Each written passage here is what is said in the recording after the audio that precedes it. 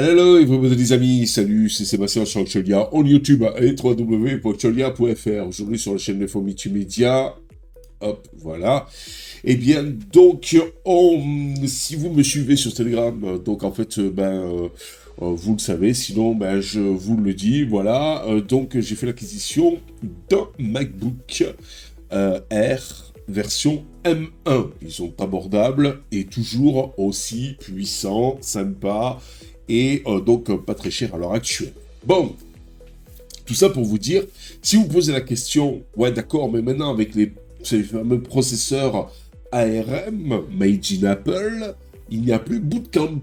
Donc, comment avoir Windows et quel type de Windows vous pouvez avoir dessus? Eh bien, c'est ce que nous allons voir. Alors, avant tout, c'est simple, pour avoir Windows sur un MacBook Air M1, eh bien, il faut passer par un truc qui s'appelle UTM. Alors, voilà, je vais vous montrer. Vous voyez, exécuter en toute sécurité les systèmes d'exploitation sur votre Mac.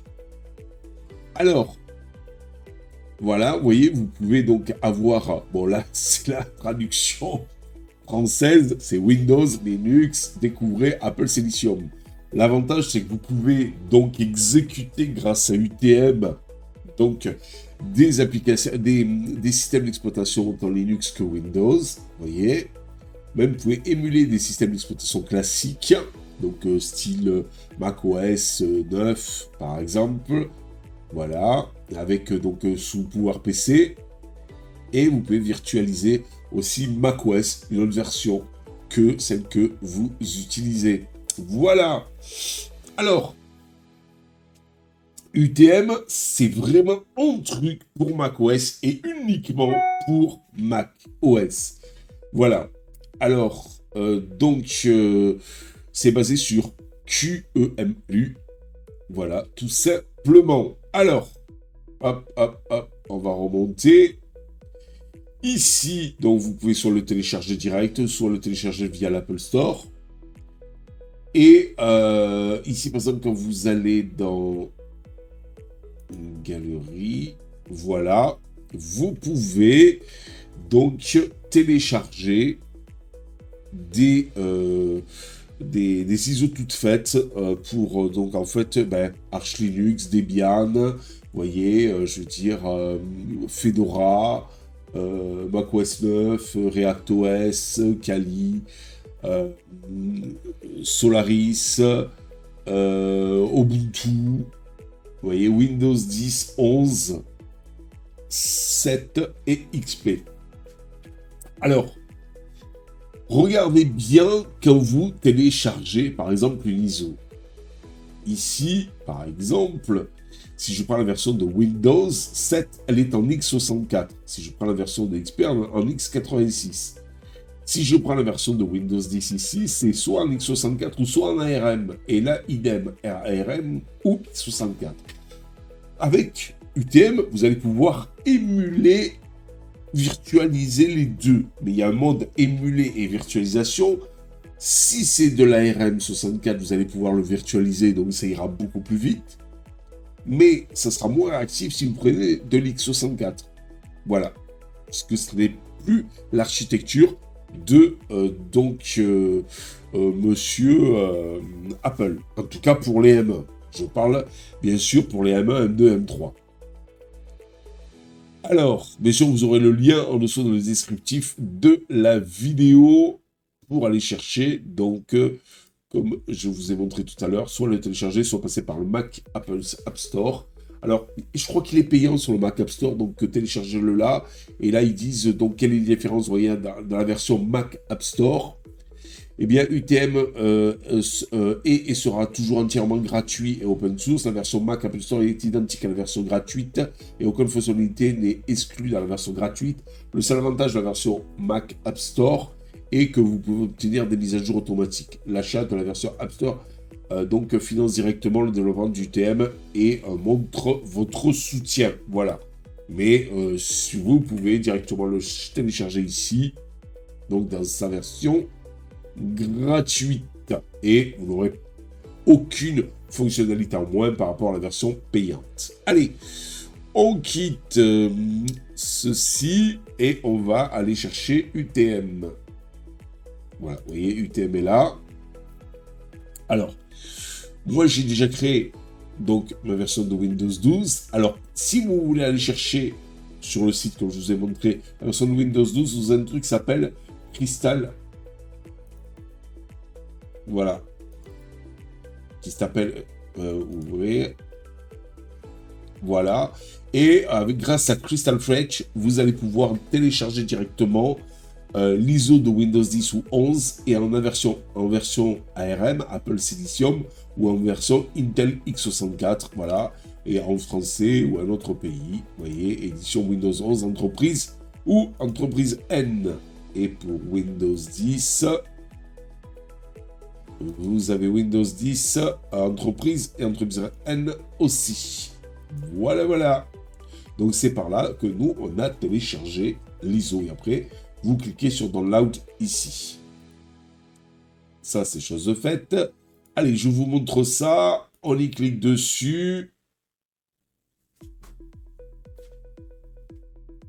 Alors, bien sûr, vous pouvez, ici, sur votre VM, allouer, vous voyez, ici, moi, j'ai alloué 4 gigas. Et donc, là, voilà. Pourquoi? Et j'ai aussi partagé document.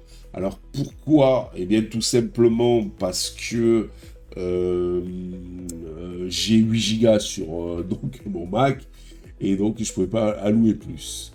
Et vous allez voir qu'avec 4 gigas, c'est quand même assez réactif. Alors, il y a un truc aussi que je voudrais faire. Je ne sais pas si je l'ai mis dans mes documents. Non. Ah ouais, mais je ne sais plus si je l'ai. Ah, c'est dommage. Bon, eh ben on le fera plus tard. Voilà, c'est de voir sur Windows, ARM, si on peut exécuter des exés de x64. Voilà. Donc ici, nous sommes sur Windows.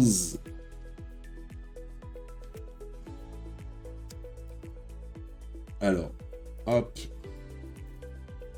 Et alors, Coco.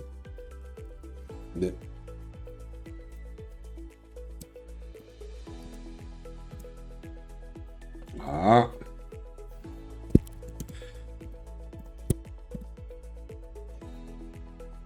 Voilà.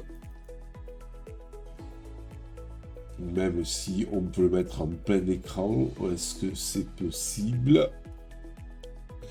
Voyons. Réglages.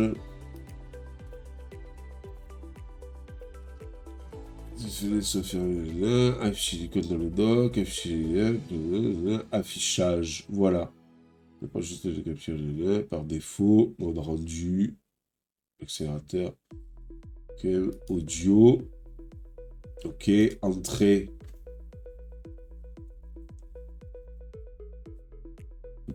Bon, bah écoutez, je sais pas trop comment on le met en plein écran.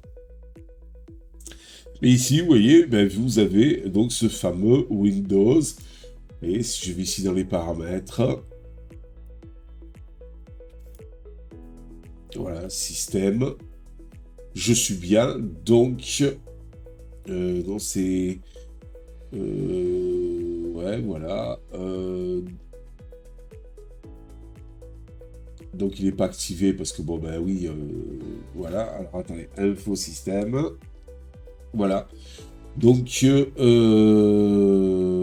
voilà, je suis bien avec Windows. Alors, c'est un peu moins réactif que la normale, parce que là, j'enregistre avec donc OBS. Mais, vous voyez, c'est quand même assez sympa d'avoir, donc, vous retrouvez votre Windows traditionnel. Voilà. Donc, c'est quand même... Ah, si je fais ça... Ouais, donc rétablir, voilà. Voilà, donc c'est quand même relativement sympathique. Et vous voyez, on va faire un petit test, parce que j'avais donc demandé à partager document. Alors, attendez, est-ce que... C'est par réseau? Non.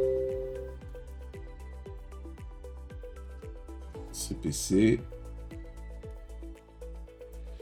Ah, c'est peut-être ça. Voilà. Donc, dans mes documents, j'ai bien... Vous voyez, ça, c'est les documents de Mac. Donc, c'est quand même assez sympa. Voilà. Et là, j'ai... Vous voyez, ça, c'est l'ISO que j'ai téléchargé, qui fait quand même 5 Go 53 pour avoir Windows, mais en version ARM. Voilà. Et là, j'avais testé aussi avec Manjaro ARM. Voilà, voilà, voilà, voilà.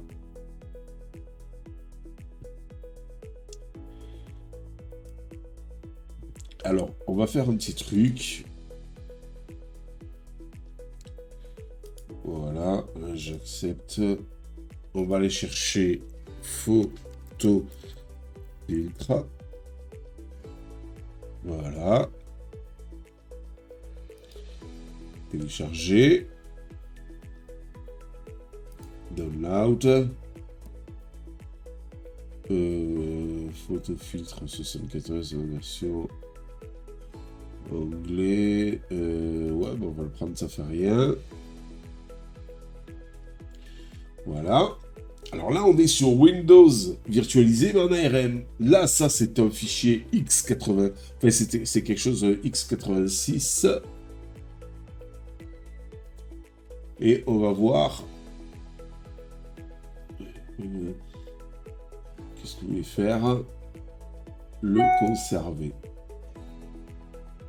Faites confiance, fichier plus. Oh, conserver quand même.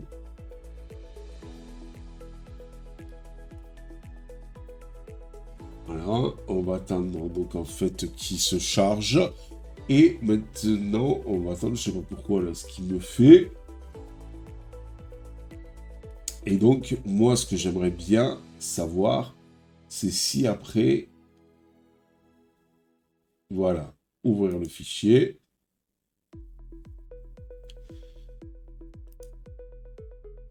Exécuter quand même.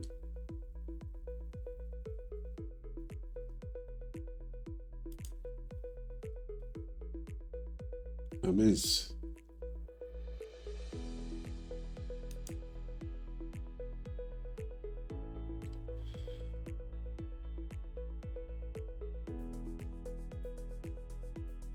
Je sais plus ce que j'ai fait là.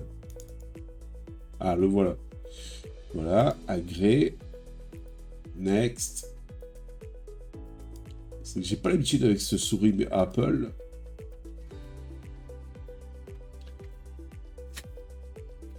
Voilà, finish. Et donc, si je fais ça,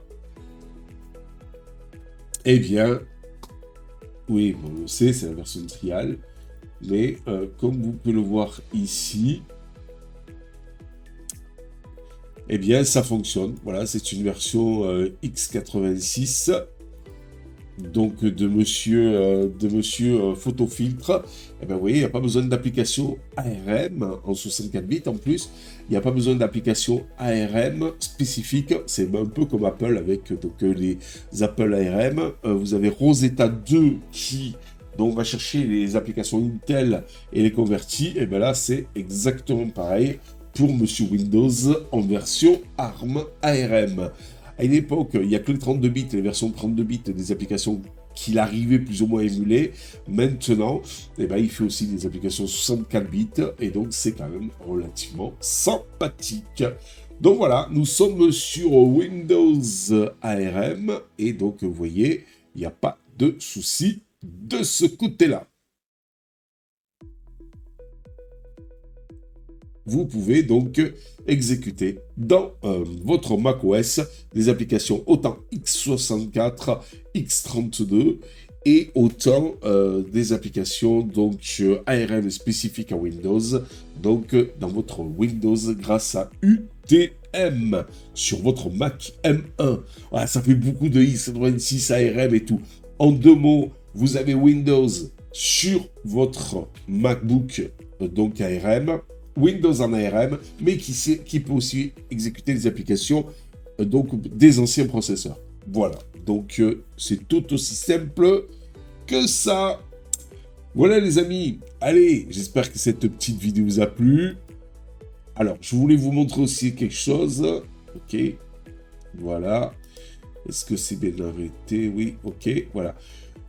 Ici, par exemple, on va le quitter. Voilà, et si je le relance,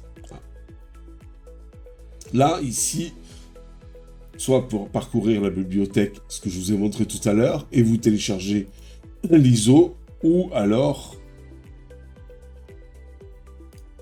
voilà, vous créez une nouvelle VM ici. Alors, vous avez le choix entre deux choses. Émuler, c'est plus lent, mais on peut émuler un CPU d'une autre architecture. C'est-à-dire que si vous avez une ISO en x64 ou 32, de Linux par exemple, qui n'existe pas en ARM, comme Linux Mint, vous pouvez l'émuler, mais ça sera plus lent. Mais si vous virtualisez plus rapide, on peut exécuter que les VM de la même architecture que le CPU. Donc, si vous êtes sur un Mac Intel, vous pouvez virtualiser toutes les ISO de Linux et de Windows Intel. Mais si vous êtes sur un Mac M1, vous ne pourrez virtualiser que des versions ARM de Linux ou de Windows. Ou alors passer par le mode émulation ici, qui vous permettra tout simplement, donc en fait, d'émuler donc des distributions ou dans Windows en x86 standard, mais ce sera plus lent.